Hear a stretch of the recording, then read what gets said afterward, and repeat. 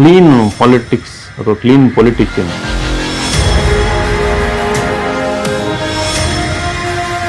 ಸಿದ್ದರಾಮಯ್ಯನವರು ನಾನು ಕೇಳಿರೋ ಪ್ರಕಾರ, ನೋಡಿರೋ ಪ್ರಕಾರ, ಅವರು ಎಂಟೈರ್ 48 ಇಯರ್ ಪೊಲಿಟಿಕಲ್ ಕರಿಯರ್ ಅಲ್ಲಿ ಒಬ್ಬರನ್ನು ₹1 ಕೇಳದಂತಹ ವ್ಯಕ್ತಿ ಅಥವಾ ವ್ಯಕ್ತಿತ್ವ ಅವರು.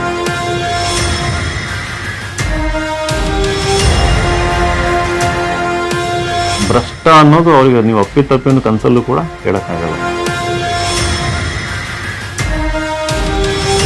ಮತ್ತೆ ಮುಂಚೆ ಹೆಂಗೆ ಬಿಗಿನಿಂಗ್ ಅಲ್ಲಿ ಓಡಾಡ್ತಾ ಇದ್ರು, ಅದೇ ರೀತಿ ರಾಜ್ಯದ ತುಂಬ ಓಡಾಡಿ ಒಂದು ಹೊಸ ಜನರೇಷನ್ನ ಇನ್ಸ್ಪೈರ್ ಮಾಡಲಿ ಅಂತಂದು ನಾನು ಕೇಳ್ತಾ,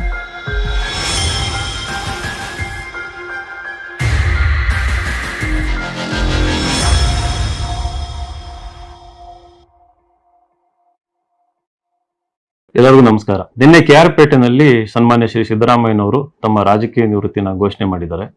ಅವರು ಹೇಳಿರೋ ಪ್ರಕಾರ 2028ರ ವಿಧಾನಸಭಾ ಚುನಾವಣೆಯಲ್ಲಿ ಯಾವ ಕಾರಣಕ್ಕೂ ಅವರು ಕಂಟೆಸ್ಟ್ ಮಾಡಲ್ಲ ಅಂತಂದು ಹೇಳಿದ್ದಾರೆ.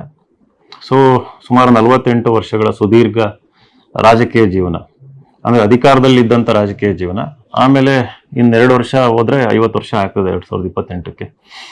ಸೊ ಈ ಹೊತ್ತಿನಲ್ಲಿ ಅವರು ಅಸಾಧಾರಣ ವ್ಯಕ್ತಿತ್ವ ಬೆಳೆಸ್ಕೊಂಡು ಅಸಾಧಾರಣ ಸಾಧನೆಯನ್ನ ಮಾಡಿದ್ದಾರೆ. Longest serving chief minister of Karnataka ಅಂತಂದು ಹೇಳಿ ದೇವರಾಜ ಅರಸು ಅವರ ರೆಕಾರ್ಡ್ ಕೂಡ ಬರೆದಿದ್ದಾರೆ. ಸೊ ಆ ನ್ಯೂಸ್ ನೋಡಿದ ಮೇಲೆ ನನಗೆ ಅನ್ನಿಸ್ತು, ನನ್ನ ಒಂದು ಕೆಲವು ಅನಿಸಿಕೆಗಳನ್ನ ಒಂದು ವಿಡಿಯೋ ಮಾಡಿ ಒಂದು 5-10 ನಿಮಿಷದಲ್ಲಿ ಹಂಚ್ಕೋಬೇಕು ಅಂತಂದು.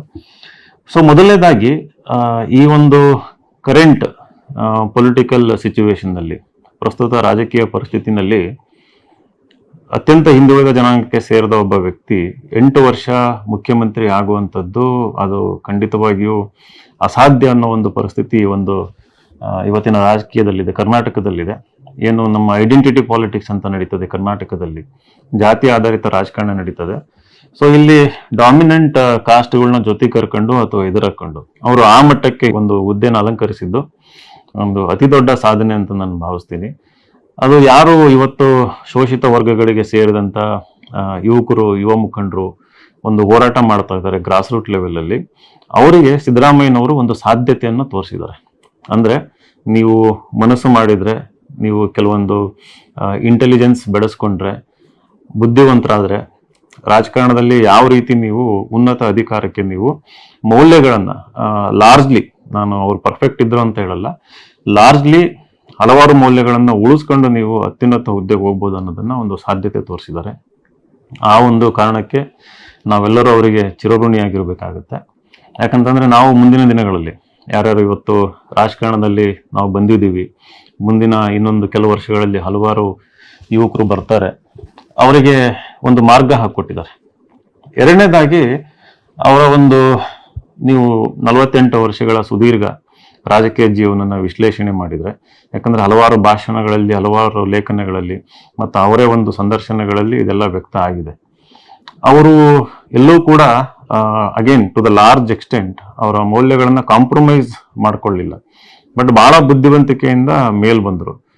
ಬಟ್ ಕಳೆದ ಒಂದು 3 ವರ್ಷಗಳಲ್ಲಿ ಕೆಲವೊಂದು ಏರುಪೇರುಗಳು ಖಂಡಿತ ಆದವು.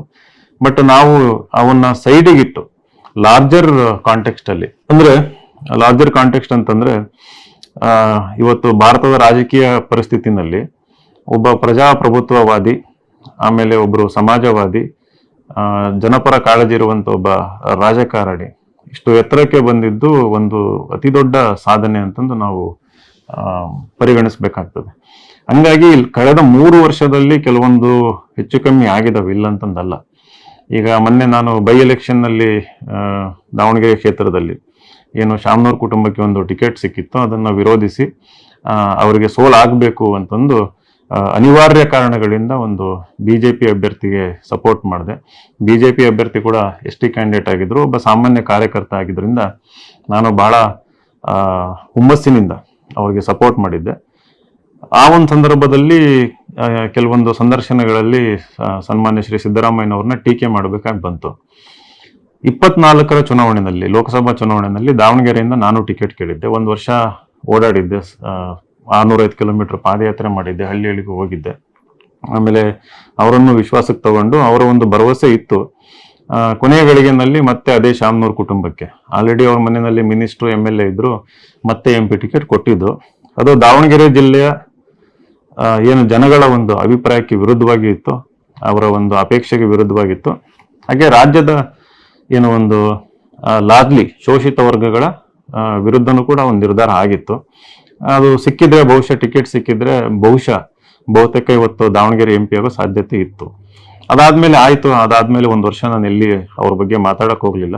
ಅವರೇ ಬಂದು ದಾವಣಗೆರೆನಲ್ಲಿ ನಾನ್ ಬೇಕಾ GB ವಿನಯ್ ಕುಮಾರ್ ಬೇಕಾ, ಆಮೇಲೆ ಆ GB ವಿನಯ್ ಕುಮಾರ್ಗೆ ಒಂದು ಓಟ್ ಹಾಕ್ಬೇಡಿ, ಅವನು ಕುರುಬ ಅಂತಂದು ಅವನಿಗೆ ಓಟ್ ಹಾಕಕ್ ಹೋಗ್ಬೇಡಿ ಅಂತ ಕುರುಬ್ರಿಗೆ ಹೇಳಿದ್ದು. ಸೊ ಈ ರೀತಿ ಹಲವಾರು ಭಾಷಣಗಳಲ್ಲಿ ತೀಕ್ಷ್ಣವಾಗಿ ಬಹಳ ಕೋಪದಿಂದ ನಮ್ಮನ್ನ ಟಾರ್ಗೆಟ್ ಮಾಡಿದ್ರು. ನಾನು ಯಾವಾಗ ಇಂಡಿಪೆಂಡೆಂಟ್ ಆಗಿ ಓಡಾಡ್ಬೇಕಾದ್ರೆ ಎಲ್ಲೂ ಕೂಡ ನಾನು ದಾವಣಗೆರೆ ಬೈ ಎಲೆಕ್ಷನ್ ತನಕ ಅವರ ವಿರುದ್ಧವಾಗಿ ಎಲ್ಲೂ ಕೂಡ ನಾನು ಮಾತಾಡ್ಲಿಲ್ಲ. ಅವ್ರು ಹೇಳಿದ್ದೆಲ್ಲ ಆಶೀರ್ವಾದ ಅಂತಾನೆ ಭಾವಿಸ್ತೆ. ಯಾಕಂತಂದ್ರೆ ಅಂತ ದೊಡ್ಡ ಮನುಷ್ಯನ ಬಾಯಲ್ಲಿ ನಮ್ಮಂತ ಮೊನ್ನೆ ಬಂದಂತ ರಾಜಕಾರಣಿಗಳ ಹೆಸರು, ಕ್ಯಾಂಡಿಡೇಟ್ ಹೆಸರು ಬರೋದು ಅಂತಂದ್ರೆ ಅದು ನಂದು ಒಂದು ಮಟ್ಟದ ಸಾಧನೆ ಮತ್ತು ಅವರ ಒಂದು ಆಶೀರ್ವಾದ. ಯಾಕಂದ್ರೆ ತುಂಬಾ ಲಕ್ಷಾಂತರ ಜನಗಳ ಮುಂದೆ ಅವ್ರು ಹೇಳಿದ್ದಂಥದ್ದು, ಅದು ನನಗೆ ಆಶೀರ್ವಾದ ಅಂತಾನೆ ಭಾವಿಸಿ ಅದೇ ಒಂದು ಕನ್ಸಿಸ್ಟೆಂಟ್ ಆಗಿ ಹೇಳ್ತಾ ಬಂದಿದ್ದೆ.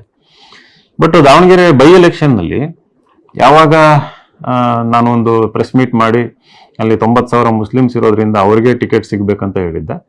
ಅವರಲ್ಲಿ ಯಾರು ಸಿಗ್ಲಿಲ್ಲ, ನಿಮಗೆ ಅನಿಸ್ಲಿಲ್ಲ ಯಾರು ಸೂಟಬಲ್ ಕ್ಯಾಂಡಿಡೇಟ್ ಇಲ್ಲ ಅಂತಂದ್ರೆ ಯಾರಾದ್ರೂ ಹಿಂದುಳಿದವ್ರಿಗೆ ಕೊಡ್ರಿ ಅಂತಾನು ಕೂಡ ಒಂದು ಹೇಳಿದ್ದೆ. ಬಟ್ ಪತ್ರಕರ್ತರ ಪ್ರಶ್ನೆ ಕೇಳ ನೀವೇನಾದ್ರು ನಿಲ್ತೀರ ಅಂತಂದ್ರೆ ಕಾಂಗ್ರೆಸ್ ಪಕ್ಷ ನನ್ನನ್ನು ಉಚ್ಚಾಟನೆ ಮಾಡಿದೆ, ಬಟ್ ಅವ್ರೇನಾದ್ರು ಟಿಕೆಟ್ ಕೊಟ್ರೆ ನಿಲ್ಲೋದಕ್ಕೆ ರೆಡಿ. ಬಟ್ ನನಗಂತೂ ಟಿಕೆಟ್ ಕೊಡೋದಿಲ್ಲ, ಅವರು ಶ್ಯಾಮ್ನವ್ರ ಕುಟುಂಬದ ಆಚೆ ಕೊಡೋದು ಡೌಟ್ ಇದೆ. ಬಟ್ ಈ ಸರಿ ಇಲ್ಲಿ ಅನಿವಾರ್ಯವಾಗಿ ಕೊಡ್ಲೇಬೇಕು ಅಂತಂದು ಒತ್ತಡ ಹಾಕಿದ್ದೆ. ಇವನ್ BJP ಅವರು ಅಹಿಂದಾಗೆ ಟಿಕೆಟ್ ಕೊಡ್ಬೇಕಂತನೂ ಕೂಡ ನಾನು ಹೇಳಿದ್ದೆ. ಬಟ್ ಅಲ್ಲೂ ದೊಡ್ಡ ಮಟ್ಟದ ಹೋರಾಟ ನಡೀತು. ನಮಗೆ ಟಿಕೆಟ್ ಬೇಕಂತ ಮುಸ್ಲಿಮ್ಸ್ ದಂಗೆ ಇದ್ರು, ಬಹಳ ಹೋರಾಟ ಮಾಡಿದ್ರು. ಅದನ್ನು ಕೂಡ ಸೈಡ್ ಲೈನ್ ಮಾಡಿ CM ಅವರು ಸಿದ್ದರಾಮಯ್ಯ ಅವರು ಮುಖ್ಯಮಂತ್ರಿ ಆಗಿದ್ದಾಗ್ಲೇನೆ ಅಲ್ಲೂ ಕೂಡ ಮತ್ತೆ ಅದೇ ಶ್ಯಾಮ್ನವ್ರ ಕುಟುಂಬದ ಕುಡಿ ಶ್ರೀ ಸಮರ್ಥ ಶ್ಯಾಮ್ನವರು 27 ವರ್ಷ ಅವರಿಗೆ ಯಾವುದೇ ರಾಜಕೀಯ ಅನುಭವ ಇರಲಿಲ್ಲ. ಅವರು ಕೂಡ ಯಾವುದೇ ಬಾವುಟ ಬ್ಯಾನರ್ ಕಟ್ಟಿರಲಿಲ್ಲ. ಜಸ್ಟ್ ಒಂದು ಸರ್ನೇಮ್ ಇದೆ ಅಂತಂದು ಅವ್ರಿಗೂ ಕೂಡ ಒಂದು ಟಿಕೆಟ್ ಸಿಕ್ತು. ಅವ್ರ ಪರವಾಗಿ ಅಲ್ಲಿ ಇವರು ಸಿದ್ದರಾಮಯ್ಯ ಸಾಹೇಬರು ಬಂದು 4-5 ದಿನ ಪ್ರಚಾರ ಮಾಡಿ ಕಷ್ಟಪಟ್ಟು ಗೆಲ್ಲಿಸ್ಕೊಂಡ್ರು. ಸೊ ಇದನ್ನ ನೋಡಿದಾಗ ನಮಗೆ ಅನಿಸ್ತು, ಐ ಮೀನ್ ಇವತ್ತು ನಾವು ನೋಡ್ತಾ ಇದ್ದೀವಿ ದೇಶ ತುಂಬಾ ಜನಜಿ ಹೋರಾಟ ನಡೀತಾ ಇದೆ, ಯೂತ್ ಪ್ರೊಟೆಸ್ಟ್ ನಡೀತಾ ಇದೆ. ಇವತ್ತು ನಾವೇನು ದುಡ್ಡು ಮಾಡ್ಬೇಕಂತ ಏನು ರಾಜಕಾರಣಕ್ಕೆ ಬಂದಿರಲಿಲ್ಲ. ಇಲ್ಲಿರುವಂತ ಅಸಮಾನತೆ ಹೋಗಲಾಡಿಸ್ಬೇಕು, ಅದರಲ್ಲೂ ಶಿಕ್ಷಣದಲ್ಲಿರುವ ಅಸಮಾನತೆ ಹೋಗಲಾಡಿಸ್ಬೇಕು, ಬಡವರು ಕೂಡ ಮೇಲ್ ಬರಬೇಕು, ಇನ್ನೊಬ್ರು ಬೆಳಿಬೇಕು ಅನ್ನೋ ಉದ್ದೇಶ ಇಟ್ಕೊಂಡು ನಾವು ಇವತ್ತು ರಾಜಕಾರಣದಲ್ಲಿ ಹೋರಾಟ ಮಾಡ್ಬೇಕಂತ ಬಂದಿದ್ದು. ಸೊ ಅದು ಎಲ್ಲ ಕಡೆ ವ್ಯಕ್ತ ಆಗಿತ್ತು, ಎಲ್ಲರಿಗೂ ಗೊತ್ತಿತ್ತು.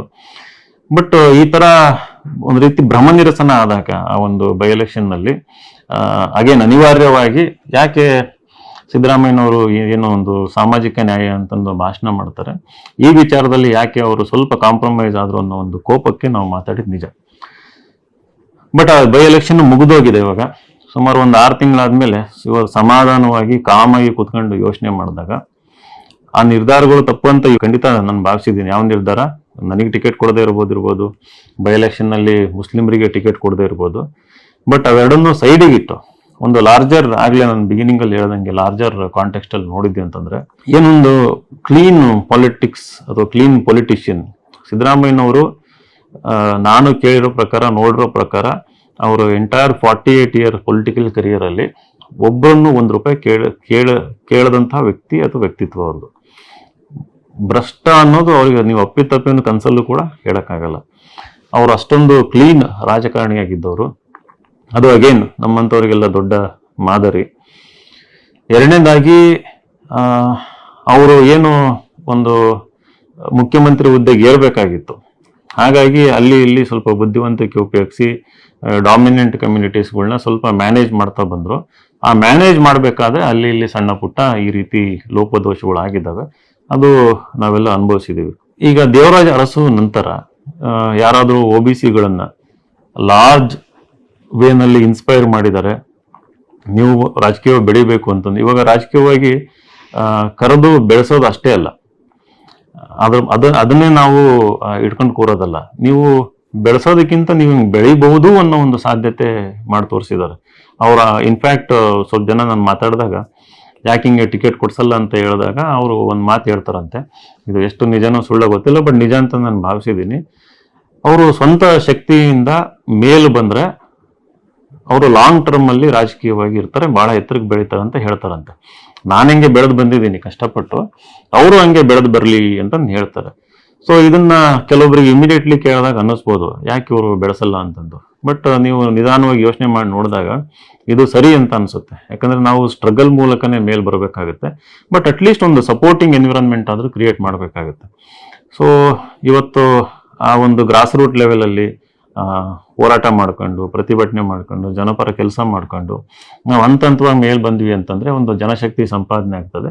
ಸೊ ಐ ಥಿಂಕ್ ಅವ್ರ ಆಶಯ ಆ ರೀತಿ ಆಗಿರುತ್ತೆ ಅಂತ. ಸೊ ಈಗ ಅನ್ಫಾರ್ಚುನೇಟ್ಲಿ ಆ ರೀತಿ ಬಂದಂತ ರಾಜಕಾರಣಿಗಳಲ್ಲಿ ಎಚ್ ಡಿ ದೇವೇಗೌಡರು, ಇವರು ಯಡಿಯೂರಪ್ಪನವರು, ಇವರು 3 ಜನ ಉಳ್ಕೊಂಡಿರುವಂಥದ್ದು. ಇದಾದ ನಂತರ ಆ ರೀತಿ ಲೀಡರ್ಶಿಪ್ ಎಮರ್ಜ್ ಆಗ್ಬೇಕು ಅಂತಂದ್ರೆ ಸೊ ಅವರು ಅವ್ರದೇ ಒಂದು ಪಕ್ಷದಲ್ಲಿ ಬದಲಾವಣೆಗಳನ್ನ ತರಬೇಕಿತ್ತು. ಅಥವಾ ಈಗ ಬಿಜೆಪಿನಲ್ಲಂತೂ ಎಕ್ಸ್ಪೆಕ್ಟ್ ಮಾಡೋಕ್ಕಾಗಲ್ಲ, ಅಲ್ಲೂ ಕೂಡ ಇವಾಗ ಒಂದು ಬೇರೆ ರೀತಿ ಪಾಲಿಟಿಕ್ಸ್ ನಡೀತಾ ಇದೆ. ಸೊ ಇವರಿಗೆ CM ಆದಾಗ ವಿರೋಧ ಪಕ್ಷದ ನಾಯಕರಾದಾಗ ಒಂದು ಅವಕಾಶ ಇತ್ತು. ಆ ರೀತಿ ಗ್ರಾಸ್ ರೂಟ್ ಲೆವೆಲ್ ಅಲ್ಲಿ ಹೊಸ ಲೀಡರ್ಸ್ನ ಅವಕಾಶ ಮಾಡಿಕೊಡೋದಕ್ಕಂತಂದ್ರೆ ಸಣ್ಣ ಪುಟ್ಟ ಪೋಸ್ಟ್ ಆದ್ರೂ ಕೊಡಿ, ಅದು ಕೂಡ ಆಗ್ಲಿಲ್ಲ. ಸೊ ಓವರ್ ಆಲ್ ಆಗಿ ಅವ್ರ ಮೇಲೆ ಅಪಾರವಾದ ಗೌರವ ಇದೆ. ಬಟ್ ಹಾಗೇನೆ ಸ್ವಲ್ಪ ನಾನು ಆಗ್ಲೇ ಹೇಳ್ದಂಗೆ, ಯಾಕಂದ್ರೆ ಸತ್ಯ ಹೇಳ್ಬೇಕಾಗತ್ತೆ. ನಾವು ಕೇವಲ ಹೊಗಳ್ತಾ ಕೂತ್ರೆ ಪ್ರಜಾಪ್ರಭುತ್ವಕ್ಕೆ ಮಾಡಿದಂತ ಅವಮಾನ ಆಗ್ತದೆ. ಅವರು ಪ್ರಜಾಪ್ರಭುತ್ವವಾದಿಯಾಗಿರೋದ್ರಿಂದ ಕೊನೆಯದ ಒಂದು ಮಾತು ಹೇಳ್ತೀನಿ. ಕೊನೆಯ ಗಳಿಗೆನಲ್ಲಿ ಅವರು ಕೂಡ ಒಂದು ಕುಟುಂಬ ರಾಜಕಾರಣ ಮಾಡೋದಕ್ಕೆ ಶುರು ಮಾಡಿದ್ರು. ಅವ್ರ ಮಗ ಇರ್ಬೋದು, ಮೊಮ್ಮಗ ಇರ್ಬೋದು. ಸೊ ಅವರನ್ನ ಪೊಲಿಟಿಕಲ್ ಆಗಿ ಸೆಟ್ಲ್ ಮಾಡ್ಬೇಕು ಅಂತಂದು ಸ್ಪೆಷಲ್ ಪ್ರಿಫರೆನ್ಸ್ ಕೊಟ್ಟಿದ್ದಾರೆ. ಅದು ಈಗಿನ ರಾಜಕೀಯ ಪರಿಸ್ಥಿತಿನಲ್ಲಿ ಅದೆಲ್ಲ ಸಹಜ ಆಗೋಗಿದೆ.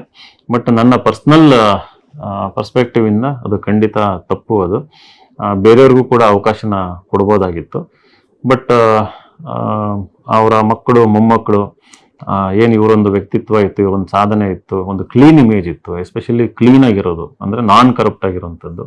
ಅವ್ರಂಗೆ ಮಾಡ್ಕೊಂಡು ಹೋದ್ರೆ ಐ ಥಿಂಕ್ ಲಾರ್ಜ್ಲಿ ಎಲ್ಲರೂ ಅಕ್ಸೆಪ್ಟ್ ಮಾಡ್ಕೊಂತಾರಂತ ಭಾವಿಸ್ತೀನಿ. ಸೊ ಅವರಿಗೆ ನಿವೃತ್ತಿ ತಗೊಂಡ್ಮೇಲೆ, ರಾಜಕೀಯದಿಂದ ನಿವೃತ್ತಿ ತಗೊಂಡ್ಮೇಲೆ ಅವ್ರು ಯಾವಾಗಲೂ ಪ್ರಸ್ತುತ ಆಗಿರ್ತಾರೆ, ಅಪ್ರಸ್ತುತ ಯಾವತ್ತೂ ಆಗೋದಿಲ್ಲ. ಆ್ಯಂಡ್ ಸಕ್ರಿಯವಾಗಿ ಇರಬೇಕು ಅವರು. ಅವ್ರಿಗೆ ದೇವರು ಒಳ್ಳೆ ಆರೋಗ್ಯ ಕೊಡಲಿ, ಆಯುಷು ಕೊಡಲಿ. ಆಮೇಲೆ ಅವ್ರಿಗೆ ಭಾಳ ಫ್ರೀ ಟೈಮ್ ಇರ್ತದೆ. ಅವ್ರಿಗೆ ಸಾಹಿತಿಗಳು ಅಂತಂದರೆ ಭಾಳ ಇಷ್ಟ, ಸಾಹಿತ್ಯ ಅಂದರೆ ಭಾಳ ಇಷ್ಟ, ಸಿನಿಮಾ ಅಂದರೆ ಭಾಳ ಇಷ್ಟ, ಸ್ಪೋರ್ಟ್ಸ್ ಅಂದರೂ ಕೂಡ ಅವರಿಗೆ ಭಾಳ ಇಷ್ಟ. ಸೊ ಅದರಲ್ಲೆಲ್ಲ ಖಂಡಿತ ಅವರು ಎಂಜಾಯ್ ಮಾಡ್ತಾರೆ. ಮಾಡುವಂಥ ಆರೋಗ್ಯ ಆಯಸ್ಸು ಅವರಿಗೆ ಕೊಡಲಿ. ಜೊತೆಗೆ ಸಕ್ರಿಯವಾಗಿ ಮತ್ತೆ ಮುಂಚೆ ಹೆಂಗೆ ಬಿಗಿನಿಂಗಲ್ಲಿ ಓಡಾಡ್ತಾ ಇದ್ರು, ಅದೇ ರೀತಿ ರಾಜ್ಯ ತುಂಬ ಓಡಾಡಿ ಒಂದು ಹೊಸ ಜನರೇಷನ್ನ ಇನ್ಸ್ಪೈರ್ ಮಾಡಲಿ ಅಂತಂದು ನಾನು ಹೇಳ್ತಾ ಈ ಒಂದು ಮಾತು ಮುಗಿಸ್ತೀನಿ. ನಮಸ್ಕಾರ.